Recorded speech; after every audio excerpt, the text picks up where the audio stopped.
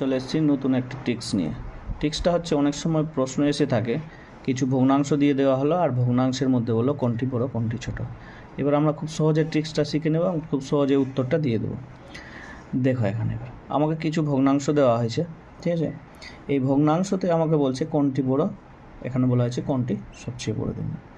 তো আমাদের ফার্স্ট কাজ হলো কি, যে এই লব বাই হরের বিয়োগফলটা ডিফারেন্সটা বার করবো কত আছে। দেখো 7 থেকে 6 বাদ কত, এর ডিফারেন্স 1, 6 থেকে 5 বাদ ডিফারেন্স 1, মানে বড়োটা থেকে ছোটোর বিয়োগ দিবে। 8 থেকে 7 বাদ 1, 4 থেকে 5 বাদ। সবার ক্ষেত্রে বিয়োগফলটা ডিফারেন্সটা কী হচ্ছে, সমান আছে।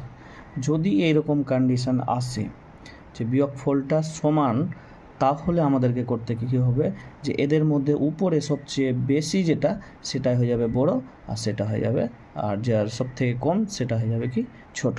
কীভাবে দেখো তাহলে, আমাদের ডিফারেন্স তাহলে এদের বিয়োগফলটা আমার সেম আছে, সবার এক করে এসছে, সবার সেম আছে। তাহলে যার উপরে সবচেয়ে বড় ছিল সে বড় হয়ে যাবে, তার মানে আমার সব থেকে বেশি কে আছে 7, তাহলে সব থেকে বড় হয়ে গেল কি আমার 7/8। সেম প্রসেসে এখানে আরেকটা দেওয়া হয়েছে তোমাদের জন্য, বড় থেকে ছোট সাজাও। 3/5, 7/9, 11/13। তো 5 থেকে 3 বাদ কত, 2, 9 থেকে 7 বাদ কত, 2, 13 থেকে 11 বাদ কত, 2। তো তাদের বিয়োগফলটা ডিফারেন্সটা কী হচ্ছে, আমার সেম হচ্ছে। সেম যদি হয়ে যায় তাহলে উপরে যেটা বড় থাকবে সেই হবে সব থেকে বড়, আর যার ছোট সে হবে ছোট। তাহলে সবচেয়ে বেশি কে আছে আমার এটা, তাহলে সব থেকে বড় হয়ে গেল 11/13, তারপরে হয়ে গেল আমার 7/9, তারপরে হয়ে গেল আমার 3/5 হয়ে গেল। এবার তোমাদের মাথায় প্রশ্ন আসতে পারে যে স্যার যদি ডিফারেন্সগুলো সেম না হয় তাহলে কি করব। তাহলে দেখো কী ট্রিক্স আছে। এখানে বলা আছে কোনটি বড় কোনটি ছোট।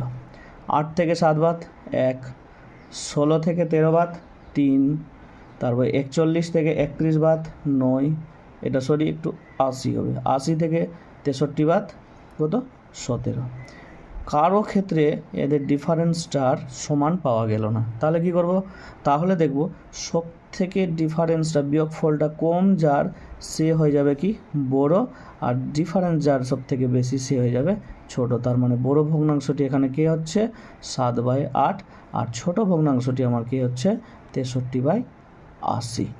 ভালো লাগলে লাইক সাবস্ক্রাইব অবশ্যই করবেন।